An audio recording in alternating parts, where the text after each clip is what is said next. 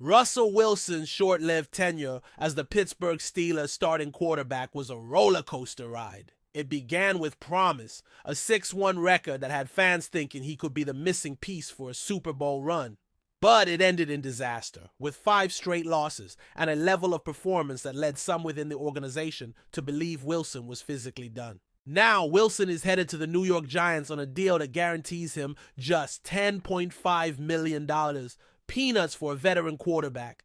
The move has raised eyebrows across the league. If Pittsburgh, a team desperate for stability at quarterback, didn't even try to bring Wilson back, what does that say about his current state? And what does it say about the Giants' decision-making? Let's break it all down. The Steelers' rejection, Wilson's shocking decline, and why this move could blow up in the Giants' face. The Steelers saw enough and walked away. When the Steelers signed Wilson, it was seen as a calculated risk. He was once an elite quarterback, a Super Bowl champion with the Seattle Seahawks. But his tenure in Denver had been a catastrophe, with reports of locker room dysfunction and declining play. Still, Pittsburgh thought they could fix him. And for a while, it looked like they had. Wilson led the Steelers to a 6-1 record in his first 7 starts. But then, the wheels completely fell off. Wilson's last 5 games in Pittsburgh. Week 14 versus Baltimore, lost by 17 points. Week 15 versus Indianapolis, lost by 21 points. Week 16 versus Cincinnati, lost by 14 points. Week 17 versus Seattle, lost by 15 points. Week 18 versus Cincinnati, lost by 2 points. Average margin of defeat, 13.2 points. And if you take out the close loss in Week 18, that margin jumps to 16 points per game. This wasn't just a slump. This was a collapse. Wilson's decision-making was off.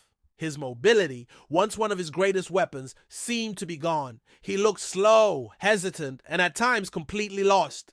By the time the season ended, the whispers inside the Steelers building became louder. Some believed Wilson was physically finished, and the team's actions backed up those concerns. Pittsburgh had a choice: bring back Wilson on a cheap deal or move on. They moved on without hesitation. The key clue?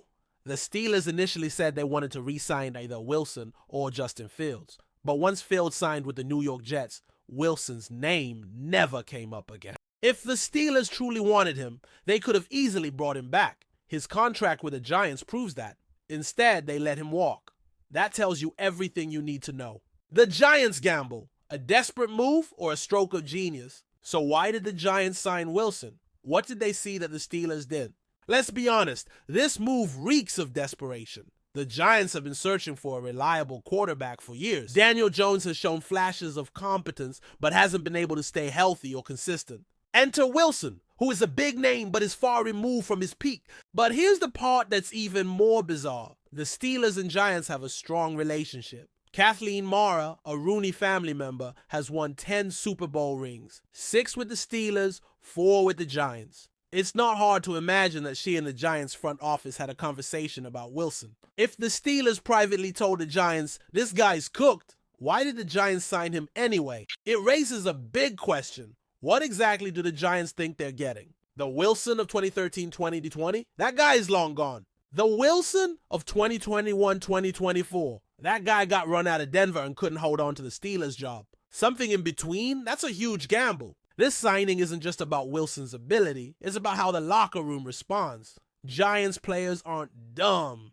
They saw what happened in Pittsburgh and Denver. If Wilson struggles early, how long before they start looking at Jameis Winston as a better option? The harsh reality, Wilson's best days are long gone. If you're still holding out hope that Wilson can return to form, let's put things into perspective. Wilson's peak years were built on a few key traits. 1. Mobility. He was elite at escaping pressure and making plays off script. 2. Deep ball accuracy. He threw one of the prettiest deep balls in NFL history. 3. Clutch playmaking. When the game was on the line, he delivered. Now, 1. His mobility is gone. He doesn't move like he used to. 2. His deep ball is inconsistent. The accuracy just isn't there anymore. 3. His decision-making is shaky. He holds onto the ball too long, leading to sacks.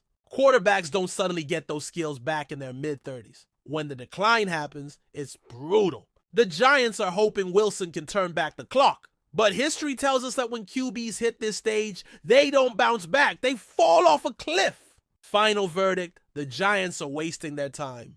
Let's call it what it is. The Giants are making a mistake. They could have gone after a younger, more dynamic quarterback. They could have embraced a full rebuild. Instead, they're putting their faith in a guy who flamed out in Denver, collapsed in Pittsburgh, had teams actively avoid re-signing him. Does that sound like a winning formula? Russell Wilson once won a Super Bowl at MetLife Stadium. That means absolutely nothing in 2025.